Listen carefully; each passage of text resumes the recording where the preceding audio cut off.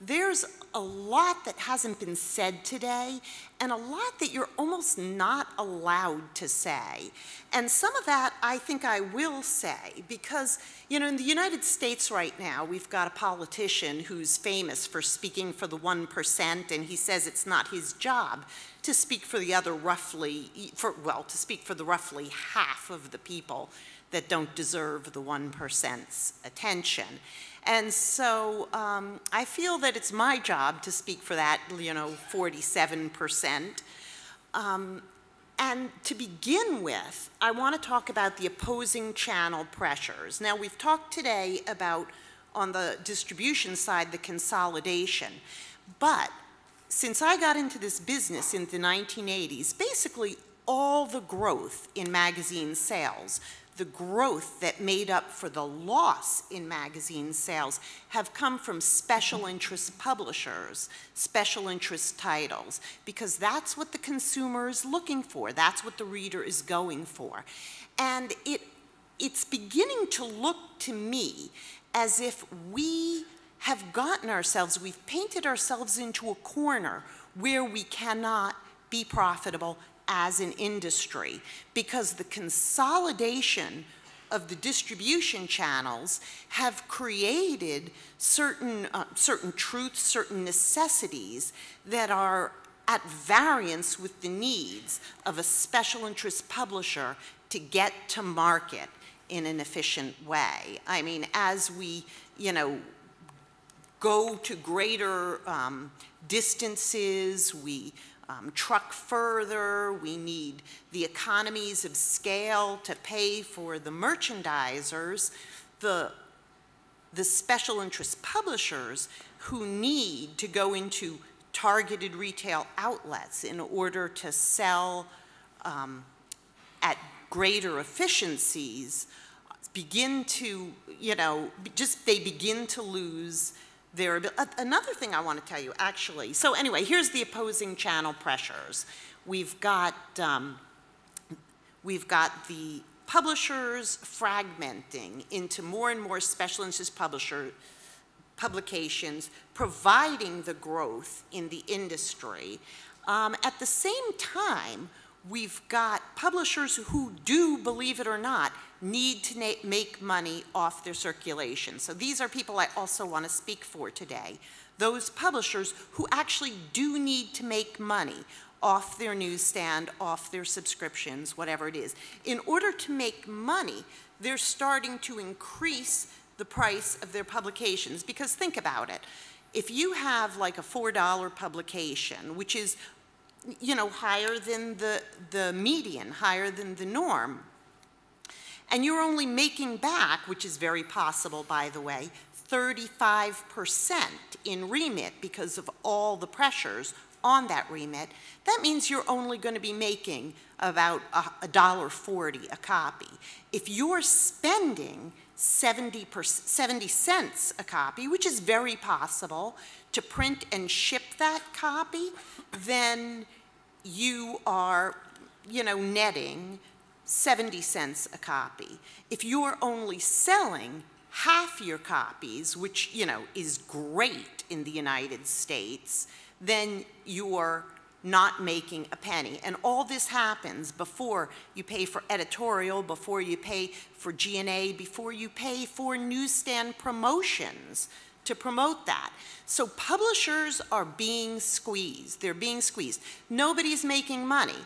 If the magazine wholesaler can't make money in this model and the magazine publisher can't make money in this model, we are all squabbling for the same percentage. So publishers go and they push up their cover price to try to cover it. But at the same time, they're reducing, in many cases, their subscription prices to ludicrously low amounts. I just pulled this Lucky Magazine, $5.99 for 2 years, quarter a copy, off the internet right before I came. Now, it's an expired deal, but that's an actual comment. This is an actual comment I pulled off Amazon, LOL. At that price, I guess it's worth it. This is what happens when you begin to devalue your own product, is other people also begin to devalue it, LOL. Creates a loss in prestige for print.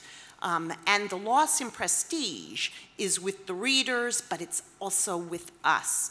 We are afraid in many cases to step up and say, you know, print is cool, print is good. Why are we afraid? Because then people will call us dinosaurs. People will say we don't get it. People will say, oh, you know, it's a digital world. Like, what's this about the smell of ink on paper or whatever? And print's loss of prestige brings us to what is, in my mind, the real fallout from digital. The real fallout from digital. Oh, by the way, I forgot to mention one thing about this, which is about that, which is the most successful area of newsstand sales in the United States over the past few years has been the so-called bookazines, which are actually quite high-priced products at $9.99, $12.99, $14.99. I've even handled a few $19.99 ones. What makes them successful? Well, of course, it's quality. Of course, it's, you know, there's not much of a frequency. But another thing about the bookazines, by the way, is they don't have $5.99 subscriptions competing with the newsstand copies. It's the only place to get those bookazines. Anyway, the real fallout from digital, in my opinion, is that it's that's where the interest of the publisher is going. Some of my publisher clients have said, you know, all right, maybe when, you know, the recession's all over, we've finished with the fallout, maybe our customers will come back to print. Are we going to be there? Publishers have said this because their interest is going to digital, their resources are going to digital. And here's a quote from Dale Oler. I hope he's around here somewhere. I know he's at this conference somewhere. If you think that print and newsstand is going away, you think so at your peril. And peril is what I would like to emphasize here. The peril is that not so much that newsstand is going away, but that we are going away. Between our emphasis on subscriptions, our, the loss of prestige that we apply to print, we as publishers, we as distributors, because I have tech companies that come to me and say they want to print, they want to create print publications. Companies that exist solely online on the internet. You know, I mean, sure, they're cool, they're digital, they're, you know, 21st century, but they want print because they know there's authority to print and permanence that is less available in the digital world. Anyway, I have a whole lot more things I'd like to say, but I only really have a few minutes, so I'll wind up so that all of us can have our questions answered. But the peril comes from us. The peril comes from us turning our attention from the print and from the newsstand and not giving it the support it needs and deserves in order to survive and thrive. Thank you.